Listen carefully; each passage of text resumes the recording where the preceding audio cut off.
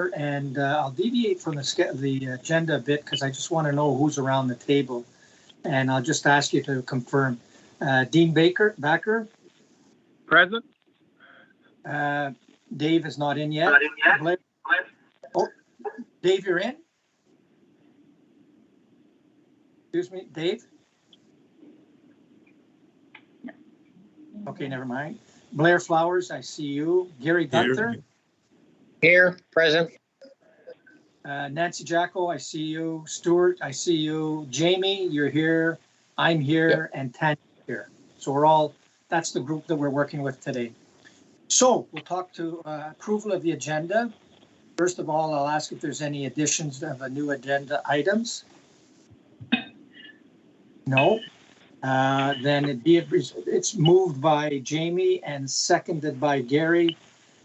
Be it resolved that the Finance and Property Committee agenda dated April 27, 2022 be approved. Any discussion? Nope, no discussion. So now we'll go for the recorded vote. Dean Backer? Yes. Dave? Blair? Yes. Gary? Yes. Nancy? Yes. Stuart Kitt? Yes. Jamie? There we are. Yes. You should be good to go, Dave. Yeah. Technology. Tanya Verbosch and Dave, thank you for joining. Conflict of interest, if there's anybody that has any conflict of interest to declare.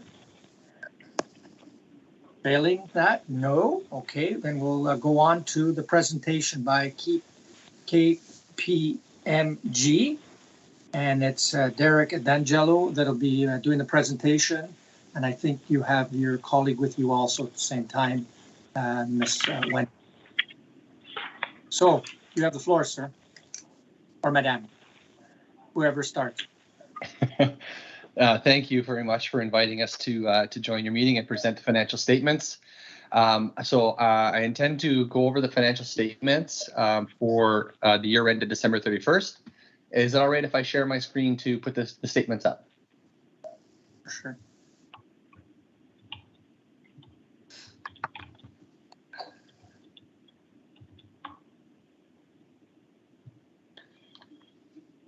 All right, so I'm going to go through them. I'm going to go through them on a high level and basically just talk about the various changes from year on year for the financial statements. The first 3 pages are the independent auditor's report. And really, this is our summary, our report on the results of the audit that we performed. So we've given, for the year ended December 31st, 2021, a clean or an unqualified opinion, which is the type of opinion you want on your financial statements. So the first 3 pages here of the financial statements basically just gives our opinion, talks about what the responsibilities of management are, what the responsibilities of the auditors are in performing the audit, and then would be dated today, assuming the financial statements get approved today. So looking at the statement of financial position, the statement of financial position lists your financial assets, financial liabilities, and accumulated surplus at a point in time, being December 31st, 2021, with the comparative figures for the previous year. So again, I'm going to talk just in round numbers just to make things a little easier. At year end, there was $4.6 million of cash in the bank, up from $4.3 million last year. We'll see more details of that when we go through the statement of cash flows. But basically, it results from the fact of generating positive cash from operating activities, offset by purchase of some capital equipment. The accounts receivable, there's more detail in note 3, but you can see it's gone up from $534,000 up to $927,000. The main reasons for the increase is there was about a $250,000 increase in the Public Health Agency of Canada isolation program. It's a claim basis grant that hasn't come in yet, therefore it's receivable at year end. There was also a $50,000 grant for the Stay on Your Feet program, which wasn't there in 2020. There was some increase in the municipalities receivable of around $36,000 and around an increase of around $34,000 in the HST receivable year end, just because there's more spending during the year on vaccines and the vaccine programs, which attract HST. So those are really the main reasons for the increase in accounts receivable. So you can see your financial assets have increased from $4.8 million to just under $5.6 million. Looking at your financial liabilities, your accounts payable and accrued liabilities have increased from $2.1 million to $2.4 million. The main reason for this is there was an increase in the payroll accruals due to more nurses working at year end, as well as more work hours required by the pandemic.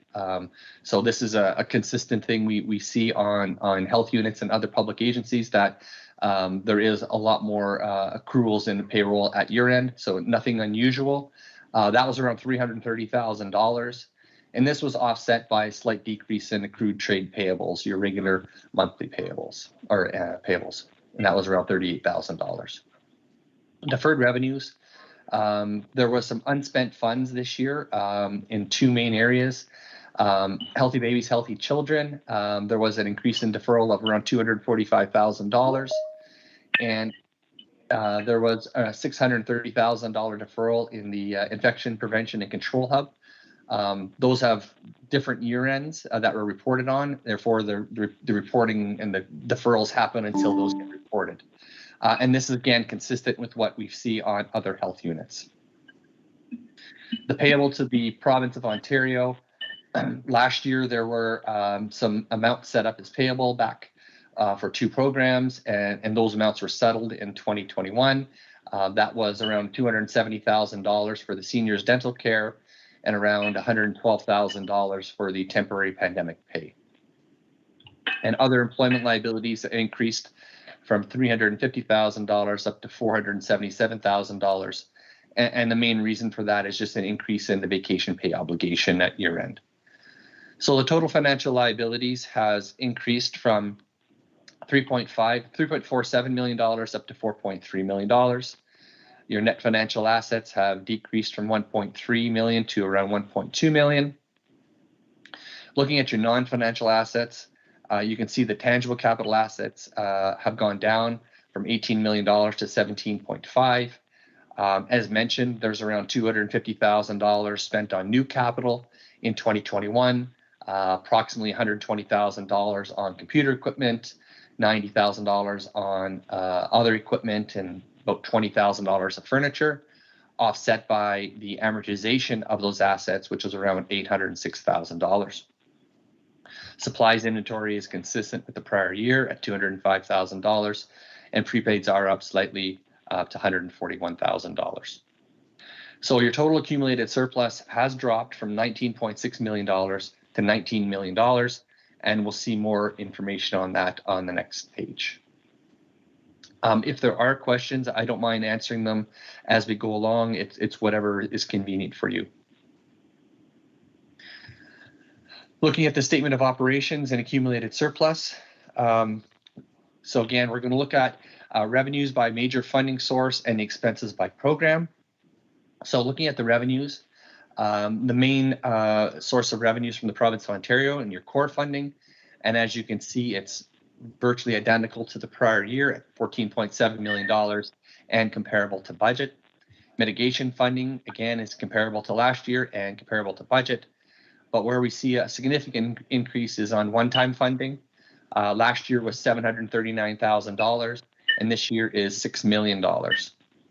And the reason for that increase, as you probably all know, is there was around almost $4 million on the COVID-19 vaccine program that was received, and $300,000 for the COVID-19 general, as well as $1.1 million for the Infection Prevention and Control Hub, which was new in 2021. Member municipalities, again, virtually identical to last year and budget. Cost recoveries, again, those are dependent on the programs. So it's hard to budget, hard to compare year on year, but it is comparable to budget. Really looking at the rest of the revenues, they're all relatively consistent. We see interest and miscellaneous increased from $31,000 up to $169,000. And really there was, the increase mainly relates to $112,000 increase due to the population health assessment revenue. And then we see that there's $780,000 transferred to deferred revenue at the end of the year. So total revenues increased from $21.5 million up to $26.2 million. Looking at the expenses, so the first line is the public health mandatory programs. Last year, the total expenses in that program were $18.8 million. This year, they're $23 million. As mentioned above, there was significant dollars that came in for COVID-19. So there was around a $2.96 million increase in salaries, around a $400,000 increase in benefits due to COVID, the vaccine program and the general program. There was also around $750,000 increase in purchase services that was required for putting vaccine clinics, including West Perry Sound Health Center, North Bay Regional Health Center, emergency services, and things like that. There was around a $230,000 increase in materials and supplies, and $144,000 increase in travel as a result of the COVID vaccine programs at the different locations and clinics. So almost all of that increase, it relates to the new programs that were funded. The Ontario Seniors Dental Care, that increased from $562,000 up to $913,000. That was around a $351,000 increase. There was around $114,000 increase in salaries as a result of there was one more dentist hired in late 2020 and worked throughout the whole year in 2021. There was a slight wage increase in April of 2021. And as well, there was $216,000 of increased professional and purchase services, primarily the dentura services that were purchased during the year.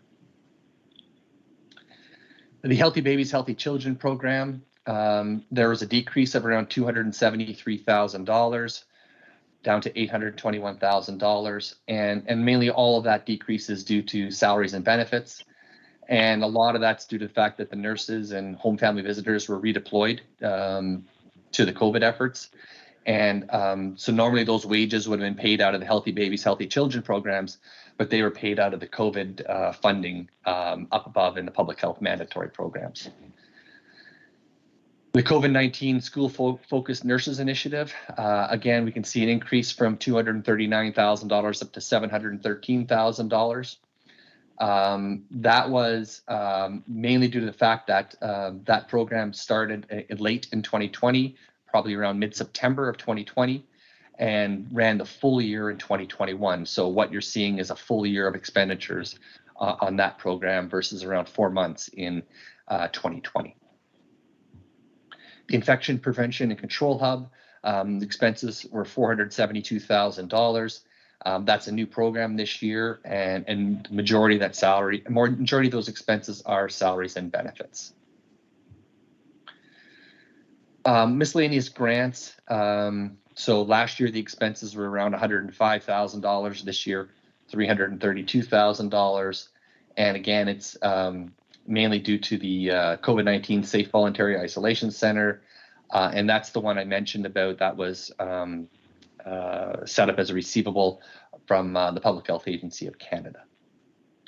Looking at all the rest of the expenses, they really are comparable to the prior year and comparable to budgets, so I'm not going to go through them in any detail.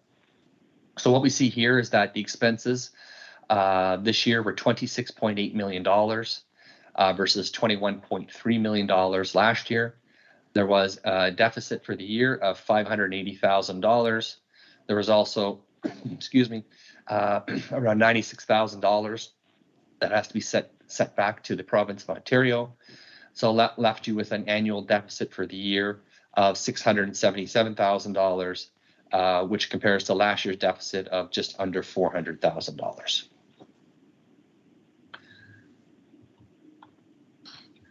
The statement of changes in net financial assets, I'm not going to go through that in any detail. I've basically talked about majority of that already.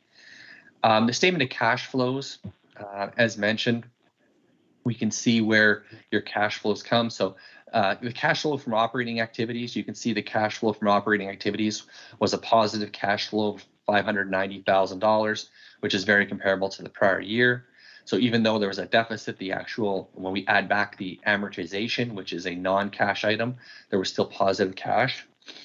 And we used of the $590,000, we purchased $251,000 of capital. And that's the reason our cash actually still went up $338,000. Again, a lot of that has to do to the timing. We see here deferred revenue. There's funds that came in 2021 that relates to services that will have to be delivered in future financial years. The notes to the financial statements, there are the first note, note 1, talks about the significant accounting policies. I don't intend on going through it. There's no change to the accounting policies in 2021. So this is really unchanged from what has been reported in the past.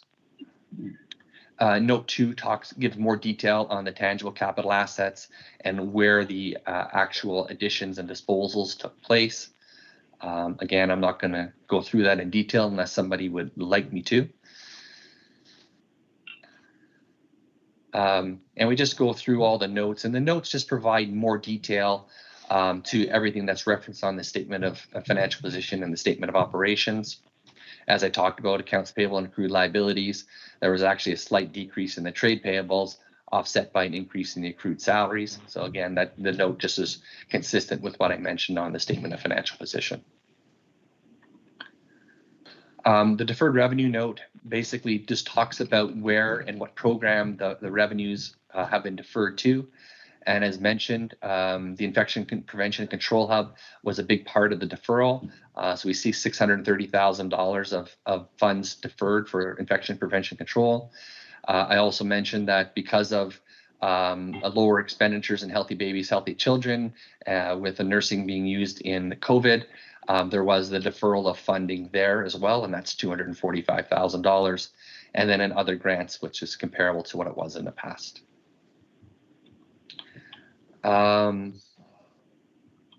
So the other notes again here, this just talks about more detail on the province of Ontario funding, more detail on the one-time funding. And again, as I talked about, there's all your COVID funding, $4.2 million, another $700,000 from the COVID School Focused Nurses Initiative. And again, it just breaks down the revenues in more detail, but I'm not going to go through because I've already talked about a majority of that. And so note 13 talks about some commitments. Really, none of these commitments are material or really different than they were in the prior year. It just lists things that you would have for office rentals and equipment rentals under long-term leases. But again, they're not material to the financial statements. Expenditures by object, what this note does is it takes all the expenses that would have been reported on the statement of operations by program and just talks about them in the type of expenditure that they are, so where your expenditures are.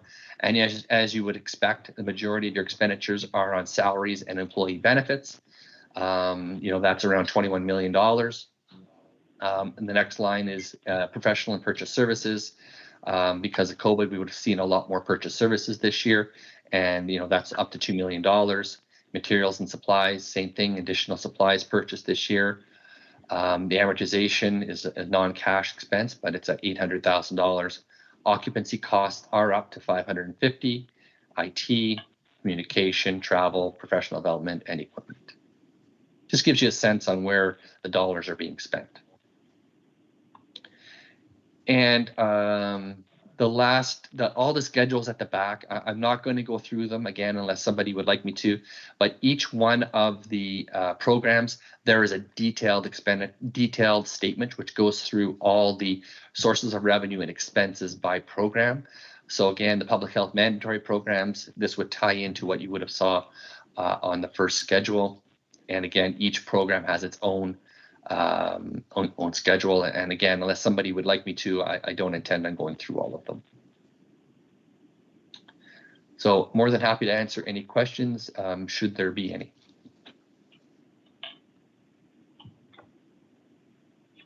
I'll leave it open to the floor if there's any.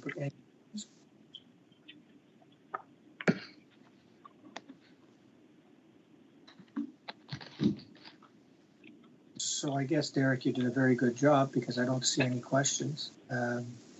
Thank you. Is there anything else that you wanted to say to us in parting? I do have our audit findings report to present. If you have time for me to do that, I'll be very quick through it if you have time for me. Oh, well, I would think yes. Okay, I will go quickly through it.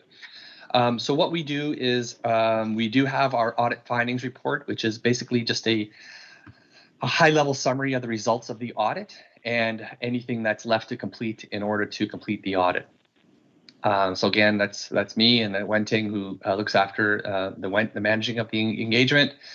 So basically, as of today, there's only 3 things we need to do left to complete the audit. We need to have a final conversation with management to ensure that our subsequent event procedures are up to date as of the date of the auditor's report, which is, if the statements are approved today, that would be today's date. We do need to obtain the signed management representation letter, and then we need to obtain evidence of the approval of the financial statements. So those are the only 3 things that we have left to do to finalize the audit for 2021. There were no changes to the accounting policies that we need to bring to your attention. We did not identify any control deficiencies during the course of our audit, and we wanted to confirm that we were independent with respect to the health unit in accordance with the ethical requirements that are relevant to the audit of the financial statements in Canada. So what's new in 2021? I'm going to go through just again quickly. We still saw, I didn't go over it in the notes to the statements, but there's a COVID-19 note that talks about the impact of COVID on the operations. Being a health unit, actually it's more significant because of the funding that comes through than other entities' financial statements. But again, nothing that's, there's no risk areas for the health unit with regards to COVID from a financial perspective. Materiality. We set materiality during the planning stage of the audit, and then we reassess materiality during the course of the audit. And if there's a change or something that comes to our attention that requires us to revise materiality, we would do so. But there's no requirement for us to revise materiality since our initial assessment. We did not identify any risks for any additional material in the statements. We did this year complete the field work remotely. We used video conferencing and internal shared team sites to collaborate in real time with the audit team and management. And we made sure that all our technologies were secure. And we also increased our professional skepticism when evaluating electronic evidence to ensure it was authentic and reliable when used as part of our audit. Looking at CAS 540, which talks about auditing accounting estimates, there were no significant findings that we needed to bring to your attention with relating to this new standard. One of the areas that we deal with regards to auditing revenue is the fraud risk related to revenue recognition and management override of controls. That is a presumed fraud risk as part of the Canadian audit standards, and it's a non-rebuttable risk, means we have to deal with it in some fashion. And part of our audit methodology, we incorporate procedures to address this risk, which looks at testing of journal entries, performing retrospective reviews on of revenues and management estimates, and evaluating the business rationale of any significant unusual transactions. So we looked at journal entries and were deemed to have appropriate approval and business rationale, and we had no issues that we noted. Revenue recognition, we also look at the fact that there is funding that comes in that may be restricted in terms of use. So we would look at the funding agreements and any other documentation to make sure that the criteria for revenue recognition was met. We would compare the revenue to the revenue recognized to the expenditures to assess the reasonability and ensure that the revenue was disclosed in the financial statements appropriately. Capital expenditures, what we're looking for here is to make sure that they're meeting the test of what a capital expenditure is versus a repair. So we would look at, we tested the capital additions to make sure that they're recorded in accordance with the standard and the health unit's capital asset policies, and we had no issues noted. Again, no changes in the accounting policies, no issues from a financial statement presentation and disclosure perspective that we would want to bring to your attention. We had no uncorrected audit differences or that we want to bring to your attention. And the appendices, I'm not going to go through them, but basically it just talks about required communications, what our auditor's report would look like, what our management representation letter would look like, and talks about things we do to deliver audit quality and this nice dial of how we try to do it, and talks about the technology we use in the audit, and just some reading on changes in the audit and assurance world.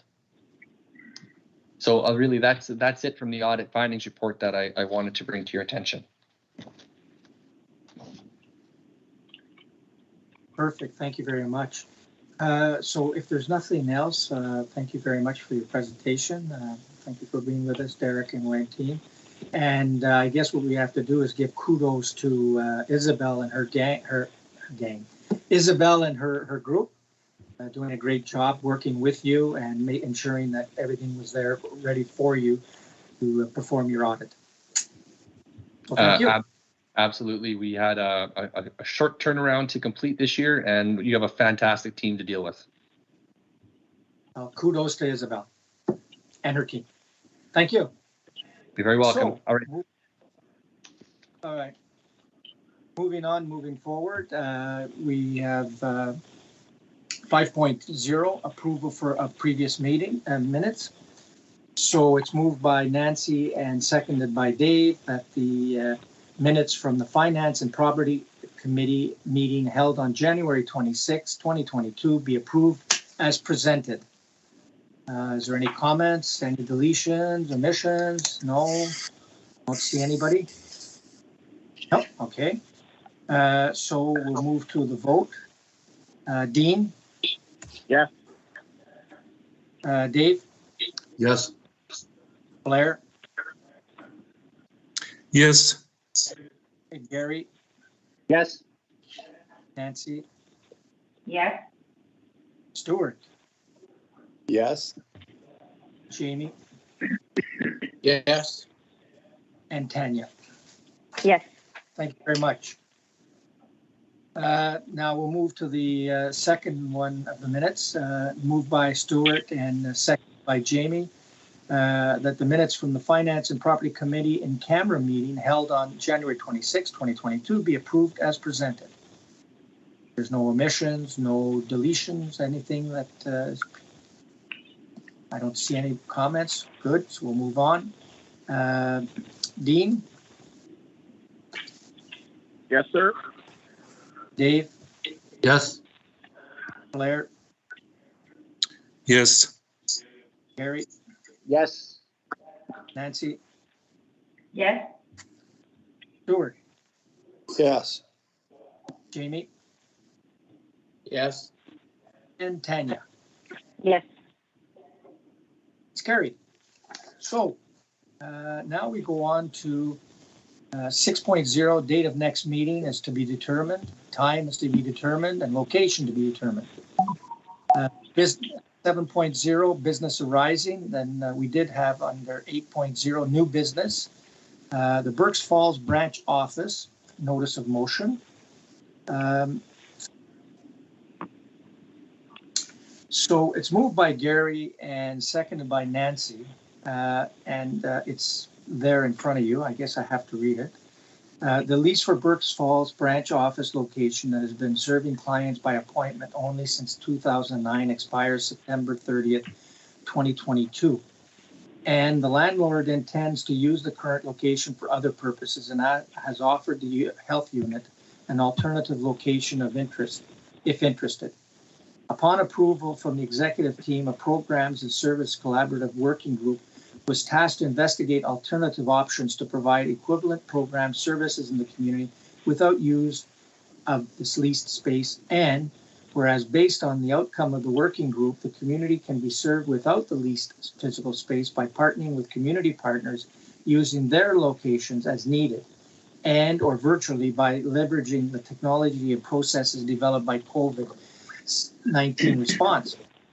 Therefore, be it resolved that the Finance and Property Committee recommends that the Board of Health for the North Bay Parry Sound District Health Unit approve not renewing a lease Berks Falls branch office location with the current landlord. And further be it resolved, the Finance and Property Committee recommends implementation of a plan to deliver equivalent health unit program services through space rented from community partners, locations as required, and or with virtual options. Discussion. Comments? Dan? Yes, Dr. Cherico. Yeah, I just wanted to speak to it, and Paul Mascott's on as well, and he certainly can add some to it. They've done Paul and his team has done a great job in consulting all the stakeholders, and I just want to make it very clear that the services will continue to be provided in the area. COVID gave us an opportunity, whether we liked it or not, to have to work differently for sure, and to work remotely and adjust. And they have alternative options available when either for the water drop-off or for meetings that may occur within the area. So I just wanted to reinforce the fact that we will continue to be in the community, be present, and continue with our services. And the teams are working very closely to ensure that that happens. So, Paul, did you have anything you'd like to add?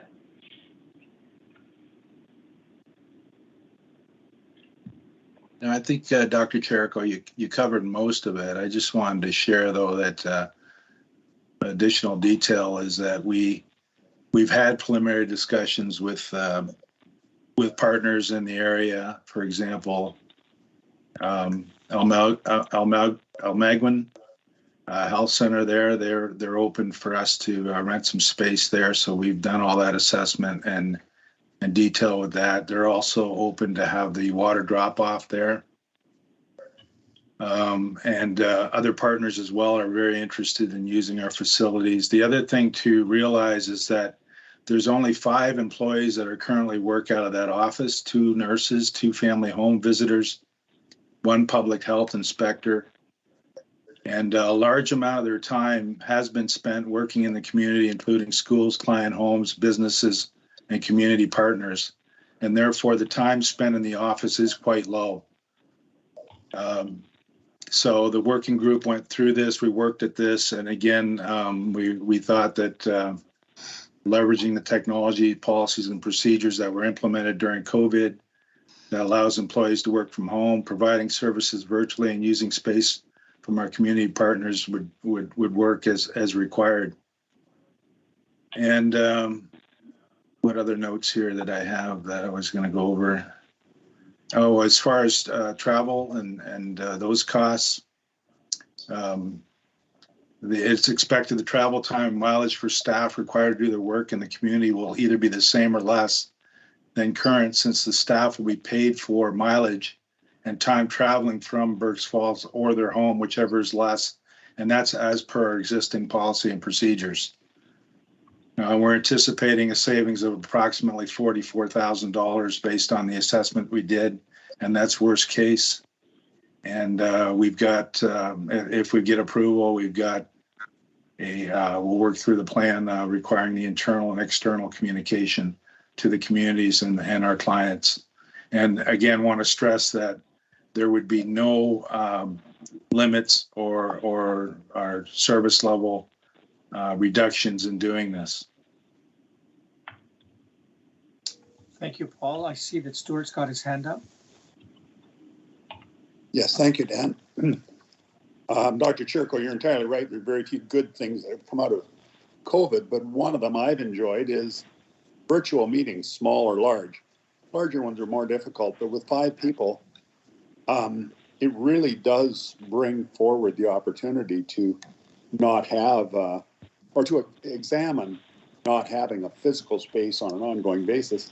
Those 5 folks might be meeting howsoever often through an arrangement with some organization in one of their boardrooms or something. So I don't want to suggest that it can satisfy it, but certainly COVID has bumped our heads on a lot of things. This is one of them. And I don't know how it'll affect your own offices there, but it's something worth examining, I think. Thank you. Thank you, Stuart. Jamie, I guess you're the one that's going to have the impact, the most impact of all of us. Do you have any comments?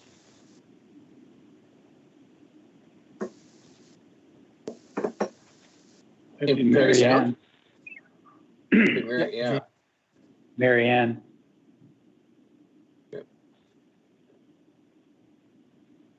Jamie, are you all right? Can you? Yeah, fine. Yeah. Because I don't see anything about the office being closed in Parry Sound. So. No. I think Dan was just a little confused. It's Mary Ann, not Jamie. First, I'm sorry. Right. First, Okay. Okay, I'm sorry. My geography. And Parry Sound we're staying open. Okay. I just wanted to add, Dan, if I could, just to make it clear, it's been since 2009, we've been operating out of Berks Falls by appointment only. So we haven't had an office open there like we do in Parry Sound or North Bay. So it's been 13 years now, appointment only and minimal. So my request to have an office in Sturgeon, I guess, will be on deaf ears. No, I won't go there. We'll talk about it another. Sure, let's talk about it. Yeah, we'll talk about it another time. You got a spare room in your house, Dan? Yeah, I have. Our boys are all gone, so we have lots of room in our house. Okay, so I guess what we'll do is we'll vote on it. Dean? Yes. Dave? Yep. Claire? Yes. Gary Gunter? Yes. Nancy? Yes. Stuart? Yes, very good. Jamie in Parry Sound? Yeah. Yes. And Tanya in North Bay. So thank you very much. It's carried. Thank you. Now we'll move on to the insurance provider renewal. It's moved by Dave and seconded by Stuart. Whereas the Board of Health for the North Bay Parry Sound District Health Unit awarded a contract for general insurance to the Healthcare Insurance Reciprocal of Canada for a 4-year period in January 2013. And whereas the health unit conducted a request for proposal process for general insurance and risk management services program in the fall of 2016, and the only bid received was from HIROC, and whereas the health unit is very satisfied with the services provided by HIROC over the past 9 years, and the value for money received by the current provider cannot be surpassed by non-reciprocal provider. Therefore, be it resolved that the Finance and Property Committee recommends that the Board of Health for the North Bay Parry Sound District Health accept HIROC as the health unit's insurance provider for a 5-year contract beginning January 1st, 2022 to December 31st, 2027. Any comments? I could talk about it if you want. Sure. Sure, Isabel. Hello, everyone. We have, as I put through in the briefing note, we have been using the service since 2009, and we really have have appreciated the difference between this kind of service and the regular broker insurance that we're used to, I guess. And we found that there's a great it reduces the cost, number one, but we've also had a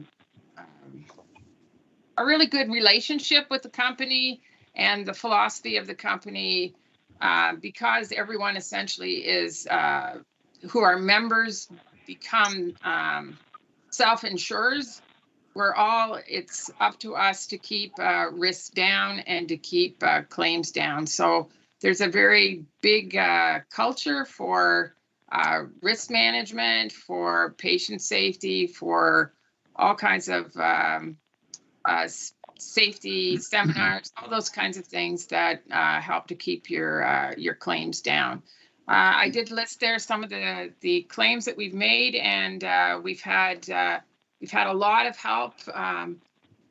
When we had our privacy breach a year or two ago there, we had lots of assistance with that. We're having assistance currently with another claim, and we feel supported in any of these things that we've done. Just at the very end in the financial section, I did list this is just the liability coverage, but this shows the cost for the last 4 years. And I've talked to a number of other health units, and their percentage increases are all over the place, like 7% to 15%, one company had. So I did speak to one other Northern Health unit, and for a very similar coverage to what we have, they're paying close to $75,000. So I don't see at this point any advantage to us going through like an RFP process and so on again. I'll answer any other questions anybody might have. Nancy? My only question was, I've dealt with UROC at the hospitals, and they provide a lot of great services. I just wanted to be sure that we weren't in any way breaking any guidelines regarding procurement guidelines or anything like that. That was my only question. So in the case of we're not subject to any other than our own, and the board always has the right to override the policy. So, I mean, the policy would say now, because of the cost, it needs to be RFP'd every so often, but the board can decide to not do that if it doesn't feel that the cost and time essentially will get any better value for money than what we currently have. Thank you, Isabel. So in conclusion, Isabel, you feel confident that we can't get any better than this, and why waste time doing an RFP, and you're totally satisfied with the services we've been getting, and that you want to continue with this service provider or this. Yes, and I think Dr. Cherko would definitely say the same, because he's dealt with them on issues. He's been able to call them and ask their advice. We get response very quickly when we call, and it's and their advice, because they work with all healthcare. We talk the same language when we start talking to them, and I think that makes it a lot easier than when you're dealing with some general insurance provider. They understand the risks, and Yeah, I would echo that. Very supportive of just going to High Rock. There are very few companies that actually do insurance for public health. So it's not as though there's a large market. So we pretty much know who we're dealing with and what their costs are going to be. And they themselves have said they can't even compete with High Rock. And what's really reassuring is that the acute care system hospitals, where High Rock, and Nancy knows more than I do, that High Rock that insures those, they're at far higher risk of litigation and damages and issues than certainly public health would be. So that's comforting to know that they have that experience. And our rate, I mean, we have saved probably hundreds of thousands of dollars since we've been with them. Just rough estimates. So, and what I really like about them is, as Isabel says, you go speak to them. They're very proactive with their risk management and trying to help us manage risk and providing a very, very expensive computer program free of charge to help us with our risk management for the health unit. So they're very proactive where the others are more reactive, in my opinion. And so I'm very pleased with them. Excellent. So just to conclude, it's we are totally satisfied with the service. You feel that we're getting the proper responses. The professionals in the area they're in, and they specialize specifically in that area. So I guess there's no reason to seek other insurance companies. So we'll have a vote on that. Dee? Yes. Dave? Yes. Blair? Yes. Gary? Yes. Nancy? Stuart? Yes. Jamie? Yes. And Tanya? Yes. Carried. Moving on to the annual financial statement, moved by Jamie and seconded by Gary. Whereas on June 25th, 2008, the Board of Health for North Bay Parry Sound District Health Unit approved the Municipal Reserve Fund be established. And whereas on September 26, 2012, the Board of Health by resolution removed the cap from the Municipal Reserve. And whereas on April 27, 2022, the Finance and Property Committee of the Board of Health reviewed North Bay Parry Sound District Health Unit draft annual audited financial statements for the year ended December 31st, 2021. Whereas there was no municipal surplus at December 31st, 2021, therefore there will be no year-end transfer to the municipal reserve. Therefore, be it resolved that the Finance and Property Committee recommends that the Board of Health approve the North Bay Parry Sound Health Unit audited financial statements for the year ended December 31st, 2021. And furthermore, be it resolved that the annual audited financial statements for the North Bay Parry Sound District Health Unit, which includes a note outlining the transactions of the Municipal Reserve Fund for the year ended December 31st, 2021, be forwarded for member municipalities. Comments? I would like to just draw to your attention in the financial statements on note 4, which is on page 14. It does show the transactions that's referred to in the last be it resolved.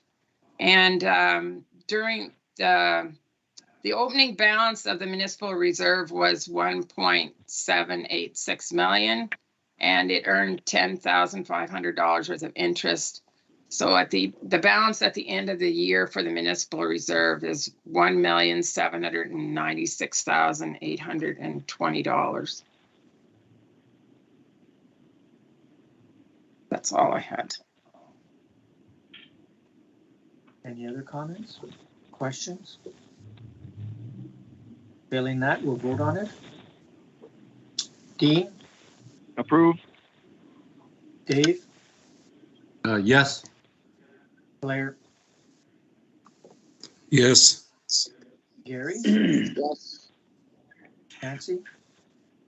Yes. Stuart? Yes. Jamie? Yes. And Tanya? Yes. Carried. Thank you. Moving forward, we're going to, it's moved by Nancy and seconded by Dave. Be it resolved that the Finance and Property move in camera at 5:55 p.m. to discuss agenda items 9.1, litigation or potential litigation, including matters before administrative tribunals affecting the board. Any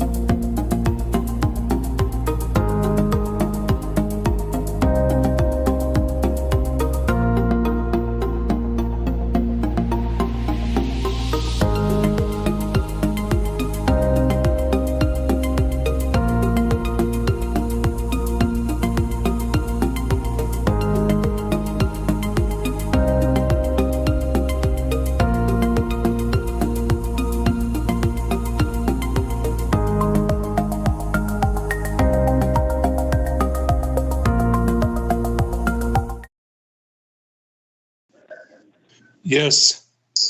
Gary, Yes. Nancy, Yes? Stuart, Yes. Jamie, Yes. and Tanya. Yes. Alors, number 10, adjournment. I am finished, Madame Nancy. It's yours now.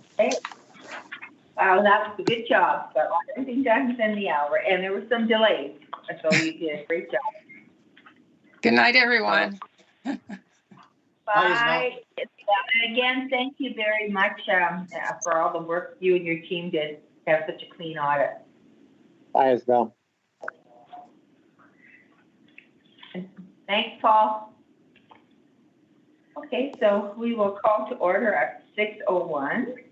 That's our first item of business, and the second is the approval of the agenda.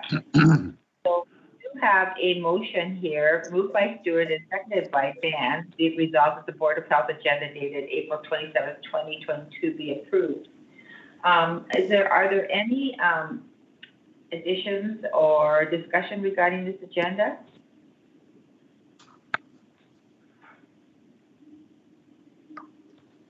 Hearing none, we'll call a vote. Dean? Yes. Okay, Dave? Yes. Blair? Yes. Gary? Yes. Nancy, yes. Stuart?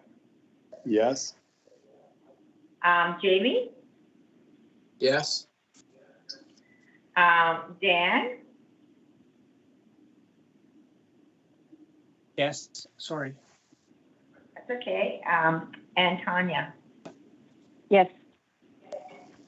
And with that, that motion is moved. Thank you. And the agenda is no additions. Okay. Again, we're on to item number 3, a conflict of interest. If there's anything in this particular agenda or during our discussions that you feel there's a conflict, please feel free to make sure that you let us know and declare it. Okay, we're on to 4.0. 4.1 is the Board of Health minutes of February 23rd, 2022. I have a motion here moved by Dave Budai and seconded by Gary Gunter. Be it resolved that the minutes from the Board of meeting held on February 23rd, 2022 be approved as presented. Is there any discussion or any changes someone would like to see or amendments to these minutes?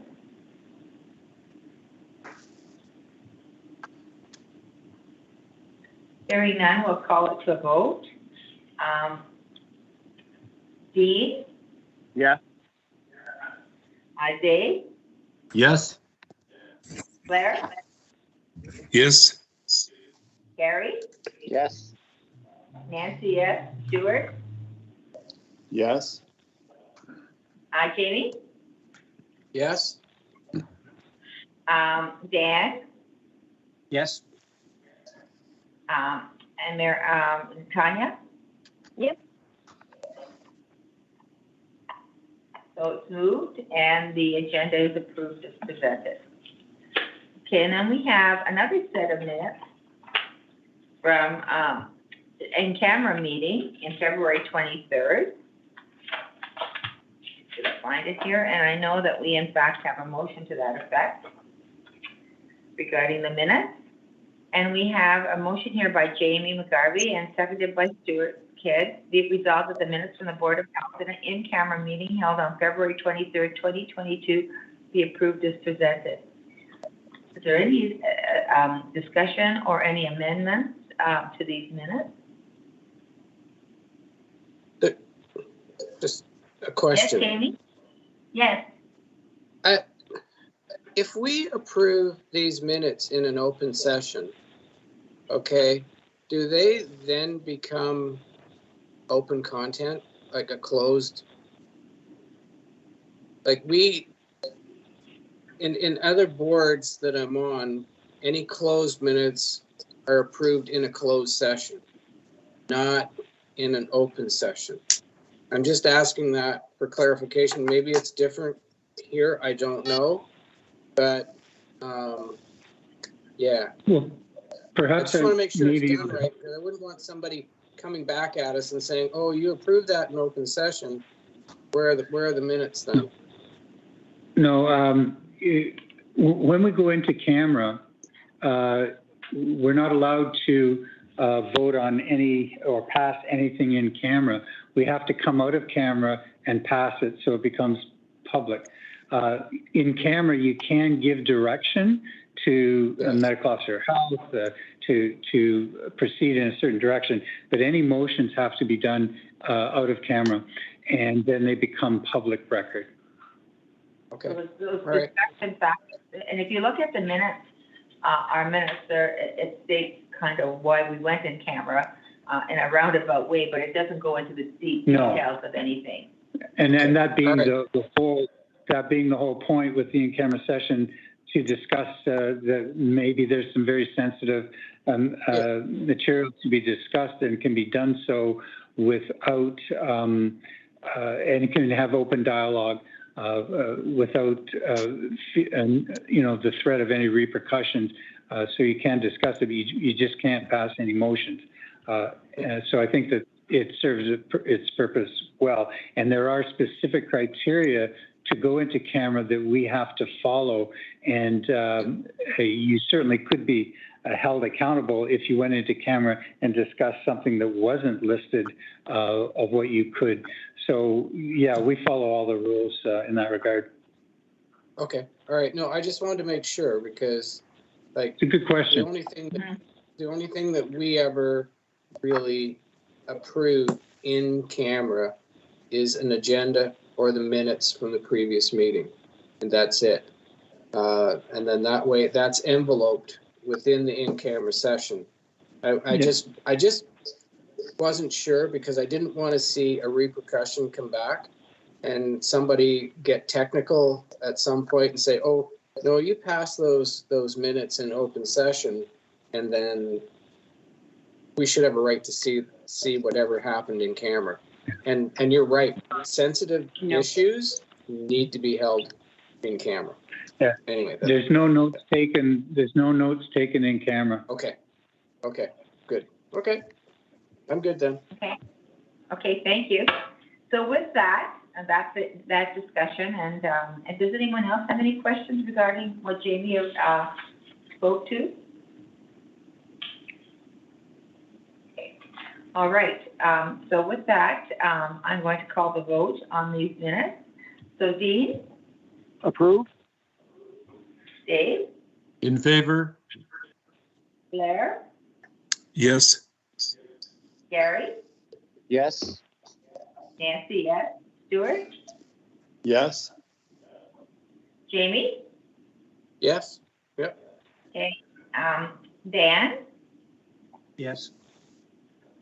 And Dan? Yes. And Tanya? Yes. Okay. And with that, the motion is moved. Okay. So now we're on to item 5, which is the date of the next meeting, and that's for May 25th, 2022, and the time to be determined, and the place to be determined, but we're quite sure we don't know where that is. Is there any business arising from the minutes?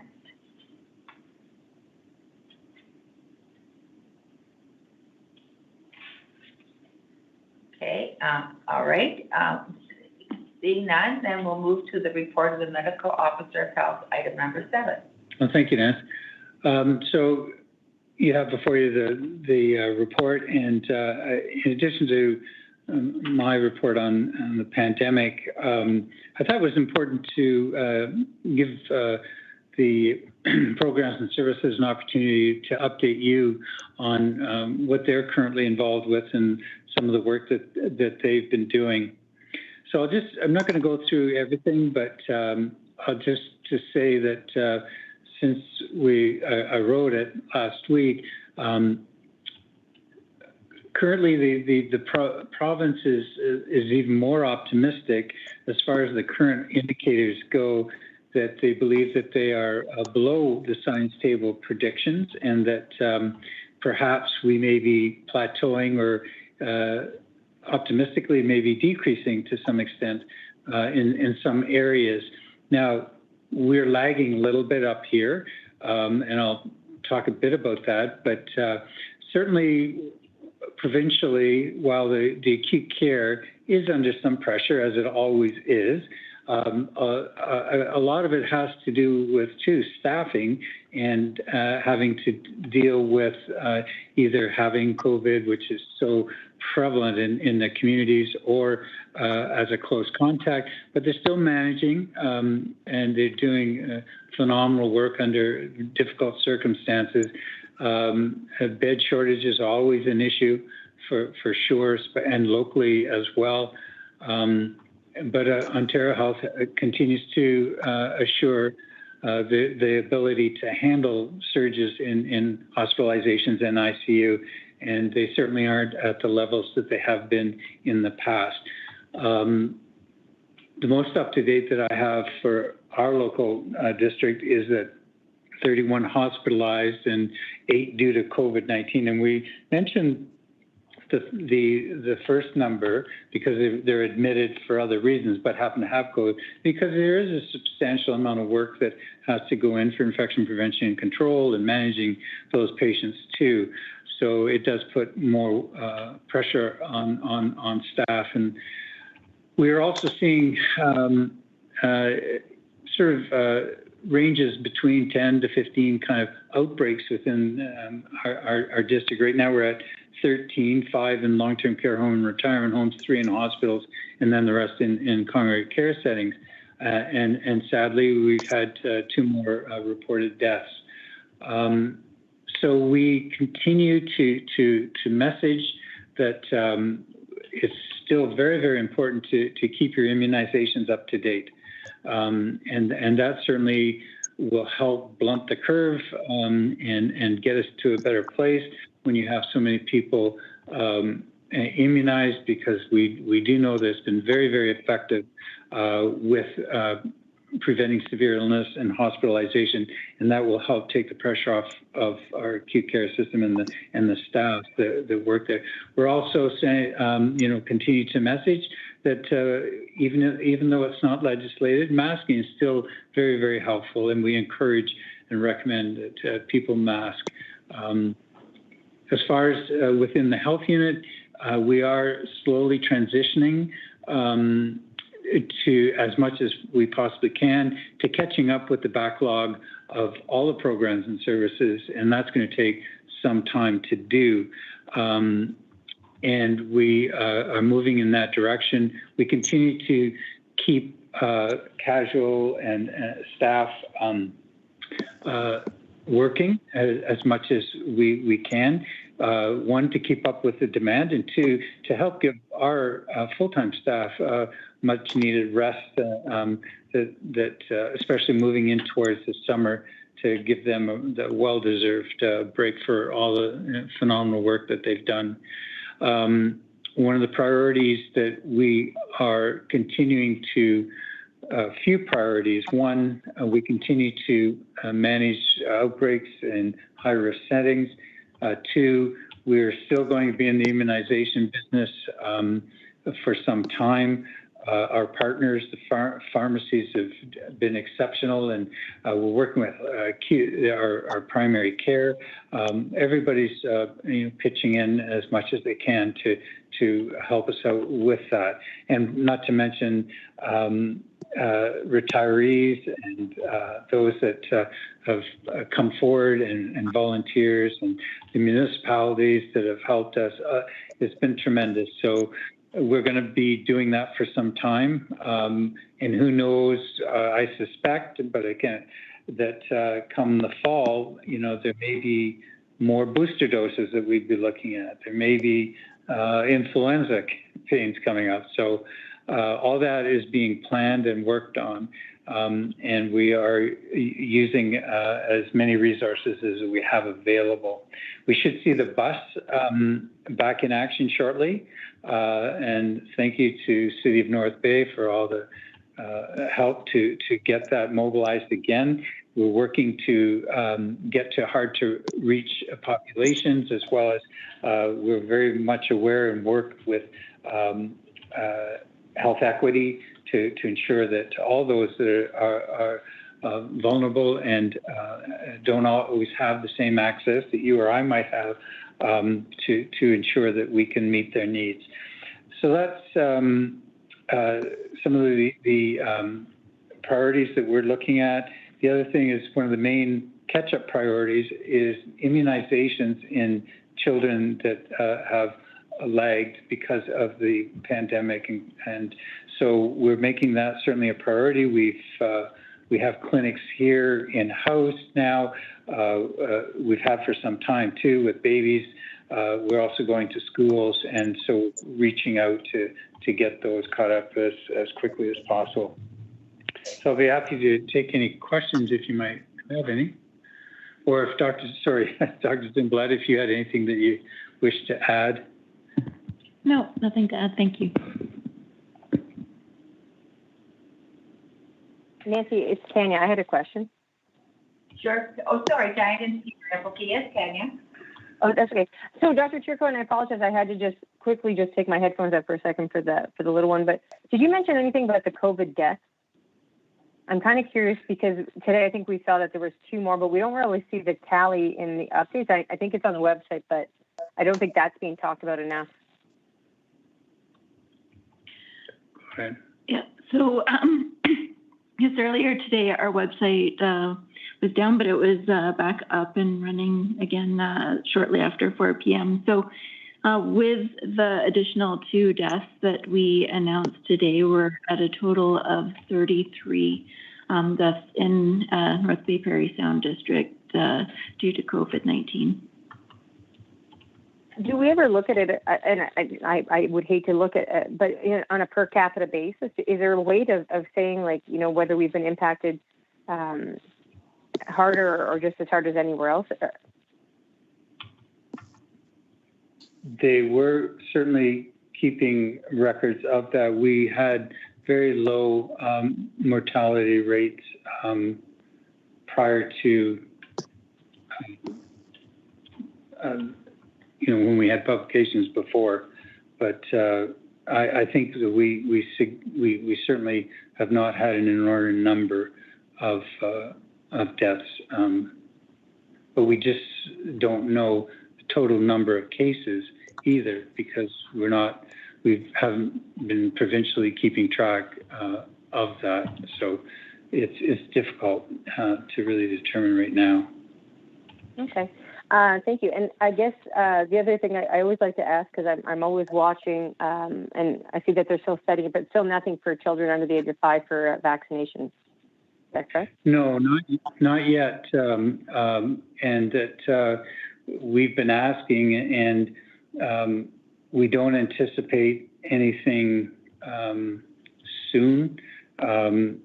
May would be certainly very, very optimistic, and I don't know if that's even possible right now. Okay. And last question, just in the report, I saw oral health. I said that we're going back to the schools, which I think is great, but are we still like 100% or fully functioning with the rest of the dental clinic? Yeah, I mean, we're certainly got a huge backlog, especially in the adult dental.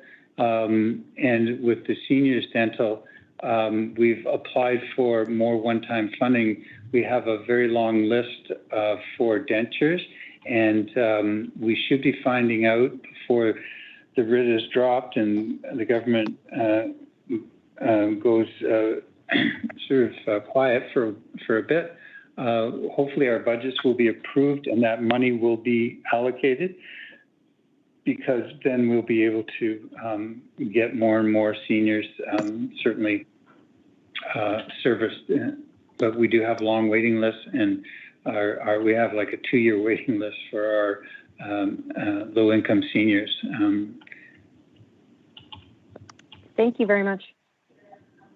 I just always wonder, when we do savings like we're doing in First Falls, I know how rigid the budgets are line by line. It's unfortunate that we can't apply something like that right then and there, which would be a huge service to the whole district to provide dentures for folks and everything with the savings that we in fact made.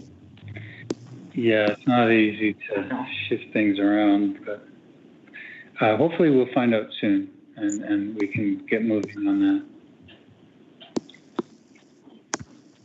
Any other questions of Dr. Chirko regarding his report or comments or questions you may have of him?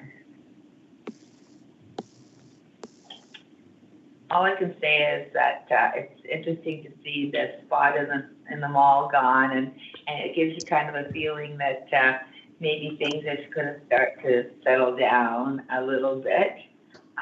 But when I see so many people not masking anymore and things like that, it just always makes me worry a little bit that it's going to be a crush to come, that we get things back again. But I guess we have to just see how it all falls out.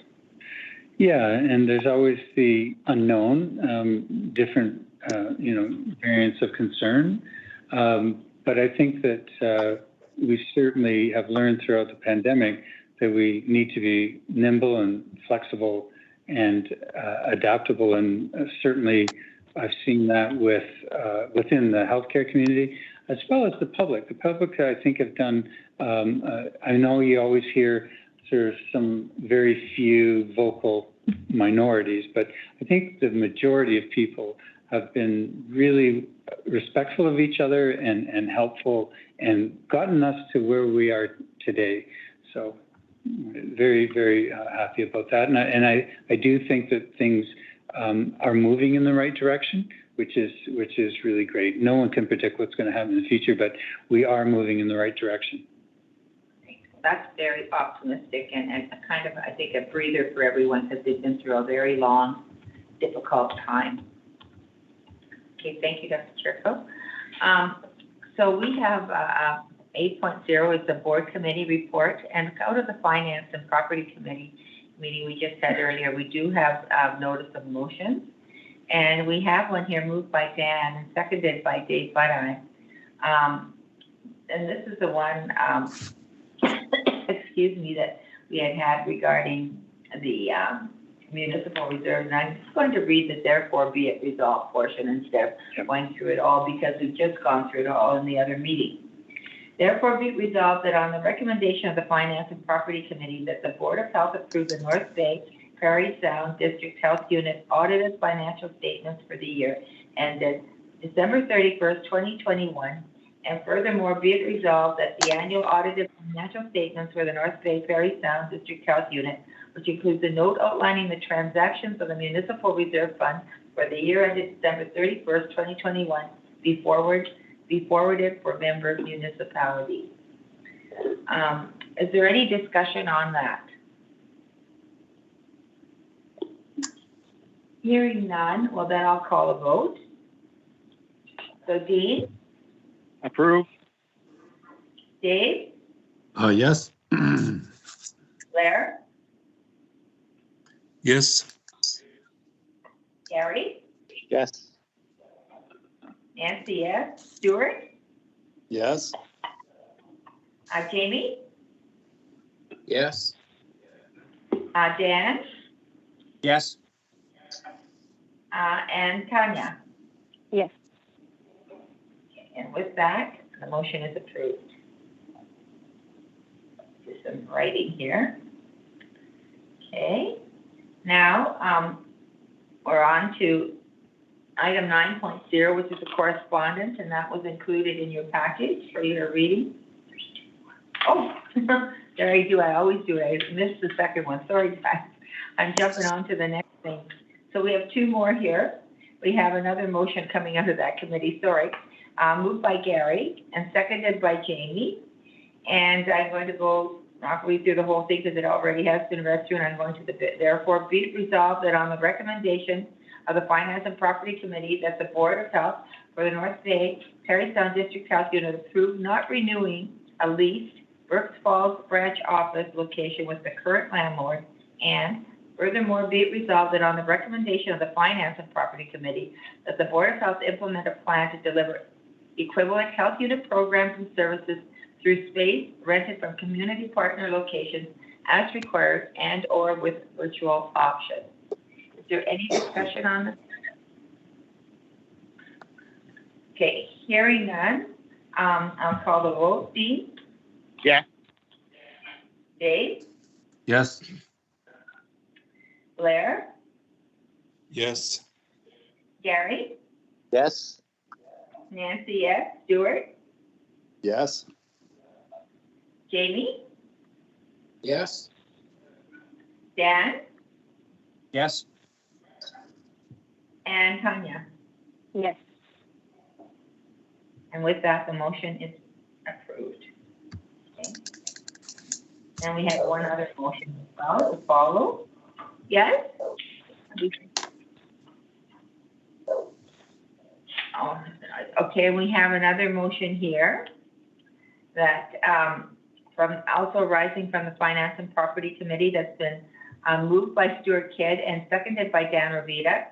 And again, I'll just jump to therefore be it resolved that on the recommendation of the Finance and Property Committee, that that the Board of Health for the North Bay, Parry Sound District Health Unit accepts HUROC as the health unit's insurance provider for a 5-year contract beginning January 1st, 2022 to December 31st, 2027. Is there any discussion on this matter, on this motion?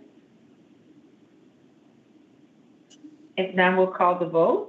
Dean? Yes. Dave? Yes. Blair? Yes. Gary? Yes. Nancy, yes. Stuart? Yes. Jamie? Yes. Dan? Yes. And Tanya? Yes. And with that, the motion is approved. Okay.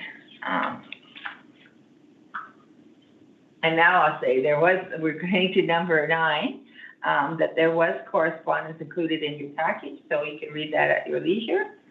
Number 10 is new business, and 10.1 is the elimination of Board of Health Policy BP 007, tobacco, cannabis, and electronic cigarettes.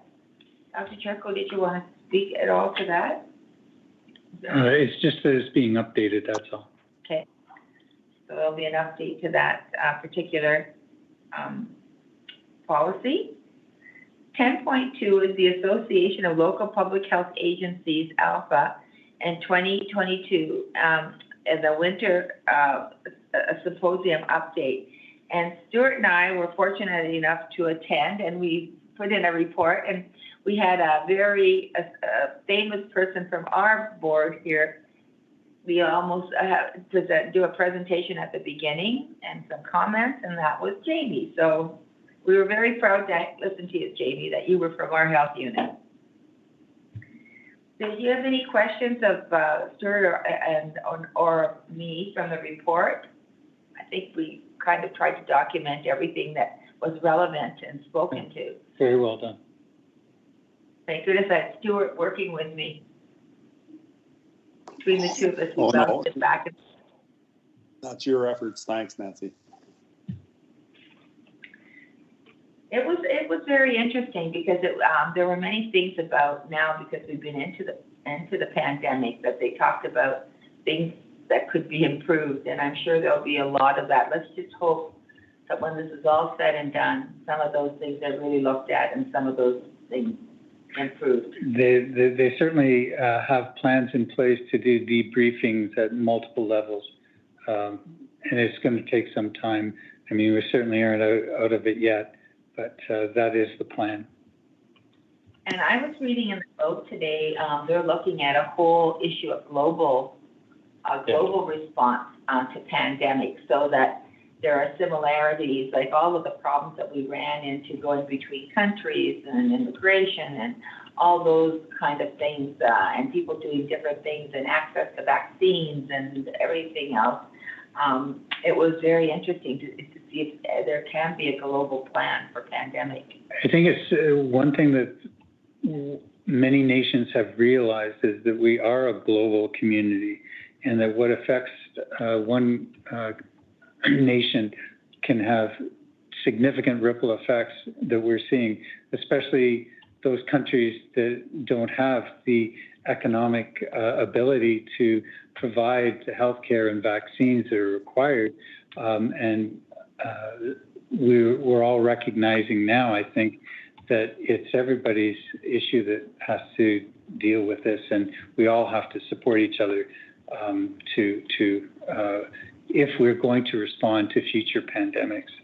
Sharing of information, sharing of resources, also critical to mitigate the harms. You know, if I could just add to that, Madam Chair, I recall the three of us, yourself, Dr. Chirico, and I think it was 2019 in Toronto, and is it Peter Donnelly? And he was, his remark, presentation, were a precursor to what happened very shortly after. It'd be interesting to hear his post-COVID thoughts.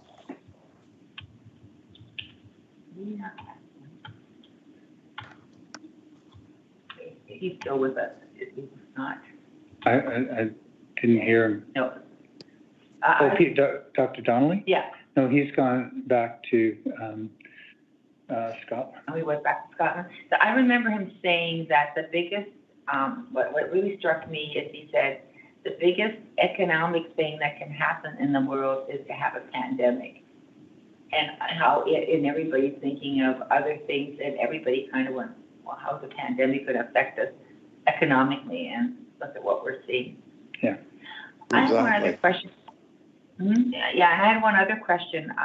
Has anybody sensed this whole issue of the migrants coming out of Ukraine and the effect that's having on the pandemic? Yes, there are plans that have been implemented provincially to address those concerns. I know federally as well, but we've had discussions, and there have been updated guidance documents that have come through to us for any communities that may be refugees. Yeah, because I think that's a perfect spot to also help people that may have not had access before as well. Okay, thank you very much. So that was our report. And then 10.3, there is going to be the ALPA's 2022 Annual General Meeting and Conference, and that is being held on June 14th. And usually we usually move to have a couple people who may wish to either attend virtually, like we did. We did ours virtually, or I don't know if it's going to be virtual again this year. So that opportunity is there, and it's generally we ask for two people. So we have moved by Dave and seconded by Gary. Therefore, be it resolved that the Board of Health for the North Bay Prairie Dog District Unit authorized, are we going to say two? Do people feel comfortable with authorizing two Board of Health members to attend the Association of Local Public Health Agencies, ALPA 2022 Annual Meeting and Conference to be held virtually on Tuesday, June the 14th. And furthermore, be resolved that expenses related to the attendance of the ALPA 2022 AGM and conference be paid in accordance with the Board of Health remuneration policy B-F-004. So will we be adding two? Yeah, if there are more that are interested, we certainly could accommodate if we need to. Yeah. So do we do two, or what do we do? Do we just leave that blank, or? I would probably just leave it blank and. Okay. Offer as board members. Yeah. Okay. So it doesn't leave a limited number. All right. And it's really, I think it was really, really good. And if we can look at what the agenda has, and maybe there's something that can pique your interest. So, okay. So do I have, is there any other discussion on that? So we'll allow as many people who might be interested to because I guess virtually it's certainly a lot less expensive than traveling to the actual conference, right? Are you going to be speaking, Jamie, again? I was actually talking. I was talking the other day to our executive director about. They'll have to put something together for me. Yes, so I guess I will be. Yeah.